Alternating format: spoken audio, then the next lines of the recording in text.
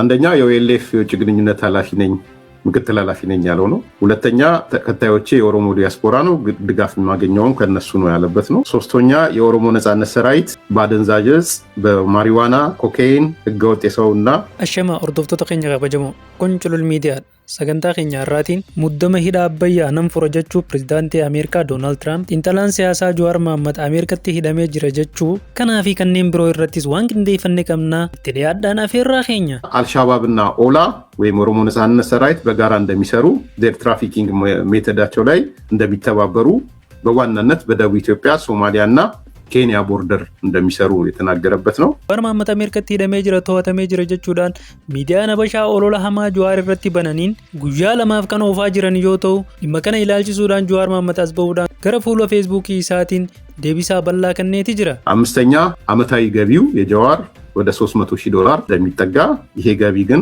በትልቁ የሚያገኘው ከኦሮሞ ዲያስፖራ እንደሆነ ከአውሮፓና ከአሜሪካ ከስዊድን ከኢንግላንድ gariin Jawaar Mohaammed waggaadhaan $300,000 yoo ta'u galiin kunis baay'inaan diiyaaspooraa Oromoo irraa kan argamu yoo ta'u diiyaaspooraa Oromoo Awurooppaa Ameerikaa jiraatan biyyoota akka Swiidin, Neezerlaand, Ingilaand, Soota, Atlaantaa, Kanaadaa warreen jiraatan irraa kan argatu ta'uusaa warri Habashaadhaa irra deddeebiidhaan dubbachaati jiru. ከኔዘርላንድ ከካናዳ ከሚኒሶታ ከአትላንታ እንደሆነ ከኦኤምኤንም የተወሰነ ገቢ እንዳለው እንዲሁም ከኤችቢዲ ፐብሊሽንግ ካምፓኒ የሚባል መሐመድ ዶሽ የሚባል ሰው ጓደኛው ፋይናንሻል ድጋፍ እንደሚያደርግለት deebisaan isaatis akkana jechuudhaan kenne dura dursoo hedduun keessan hamii fi olola deemaa jiru irraa ka'uudhaan ana maatii fi hiriyoota kiyyaaf bilbiluudhaan waa'ee nageenya kootii iyyaafachaa turtan aantummaa fi naatoonaaf agarsiiftaniif ulfaadhaa isiniin jechuudhaan barbaada ani fayyaa jaan guutuu wajjin nagayaa fi bilisummaadhaan akkaan jiru isiniif mirkaneessuun fedha. Kan lammaffaa siyaasa Itoophiyaa keessatti namni akka kiyya olola hamaa fi maqaballeessi olaanaadhaaf saaxilame hedduu waan jiru natti hin fakkaatu. Ta'us garuu yeroo hedduu ololaas tahee maqaballeessii kamiifuu deebii kennuurraa of qusachuudhaan filadha. Sababaan of qusachuu filadhuufis kitaaba koo keessatti bal'inaan barreesseetiin jira. Olola waldaa tibbana mootummaan Abiyyiin irratti oofaa jiru haala salphaadhaan qolachuun kan danda'amu ta'us akkuma duraa san callisuudhaan bira darbuun filadheen ture. Haa ta'uu malee ololli ammaa kun anarraas darbee biyyootaa fi dhaabbilee garaagaraatis kan tuquudha ture. የኦላ ወንጀሎችን እና ኦላ ከአልሻባብ ጋር ያለውን ግንኙነትም በዝርዝር ለማቅረብ ፈቃደኛ ጀዋር መሐመድ ዲሴምበር 13 2025 አሜሪካ ተባረዋል። kaayyoon olola kanaatis hariiroo gaarii ani biyyootaa fi dhaabbilee kanneenii waliin qabu xureessuudha ture. Kanaafuu abukaatoowwan seeraa koo biyyootaa fi dhaabbilee maqaan isaanii olola ammaa kana keessatti eeraman waliin ta'uun qorannaa akka gaggeessaniif akkasumas tarkaanfii seeraa barbaachisu akka fudhataniif eeyyama kenneetiin jira. Adeemsaa fi bu'aa qorannoo immoo yeroo isaa eegnee kan uummata biraan geenyu ta'a. Ammasittuu qabsoon itti fufaa callisni koo torbaanotaaf tures kanumaan kan goolabamu jechuudhaan deebisaa isaa gara fuula miidiyaa hawaasa isaatiin ibseeti jira. የመታሰርህን ዜና ስትሰማ ምን ተሰማ? መጀመሪያ ከዛን ጀምር ምን ተሰማ? መጀመሪያ እኛንም ገርሞን ነበር ነው ያለው አብይ።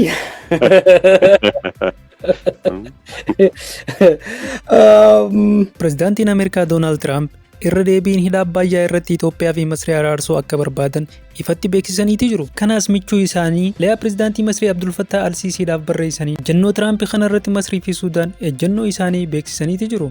Haa ta'u malee gama Itoophiyaatiin ammatti wanni ifatti dubbatame hin jiru.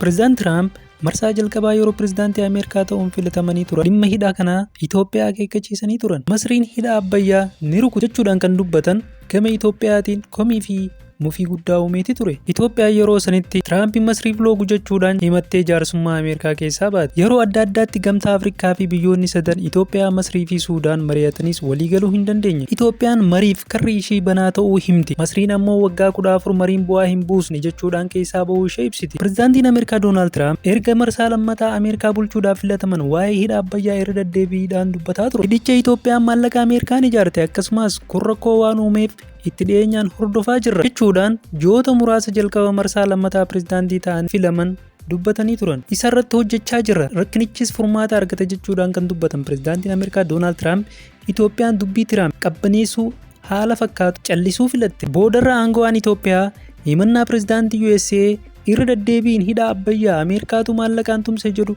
dogoggora jechuudhaan Itoophiyaan hidha kana waggootaaf walitti aansuudhaan bishaan guutaa elektirikii maddisiisaa erga turte booda hidha haaromsa sadarkaa Afrikaatti kan jalqabaa ta'e kana ifattee ibsiste.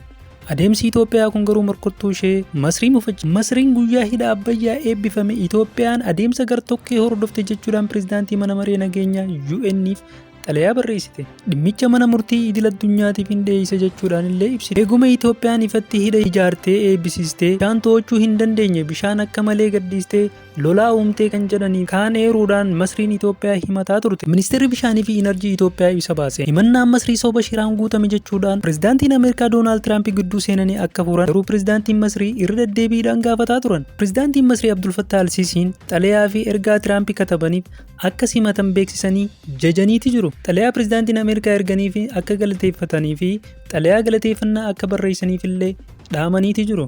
Abdul Fattah al-Siisiin ergaa miidiyaa hawaasummaa isaanii irratti barreessaniin bishaan Abbayyaa Masriif maal akka ta'e Tiraamp beekamtii kennuu isaanii nan galateeffadha jechuudhaan illee barreessaniiti turan.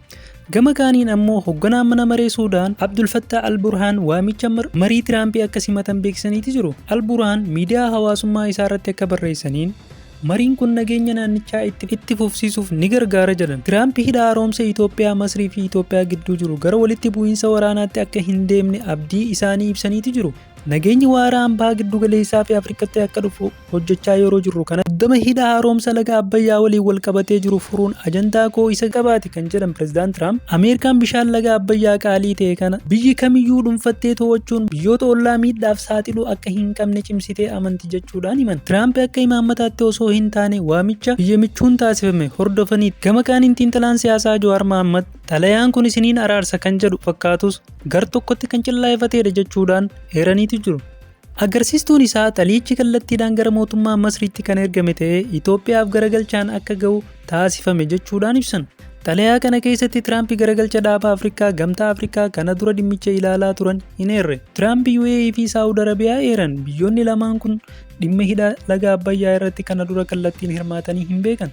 Amma maaliif eeraman? Kunis kan jedhan Jawaar Mohaammed Itoophiyaa irratti kallattiidhaan dhiibbaa akka qaban waan ta'aniif ta'uu akka danda'an ibsa. Kaayyoon xalayaa kanaa Itoophiyaa irratti kallattiin dhiibbaa uumuuf akka ta'e ifaadha jechuudhaan yaada isaa miidiyaa hawaasummaa gubbatti ibseeti jira.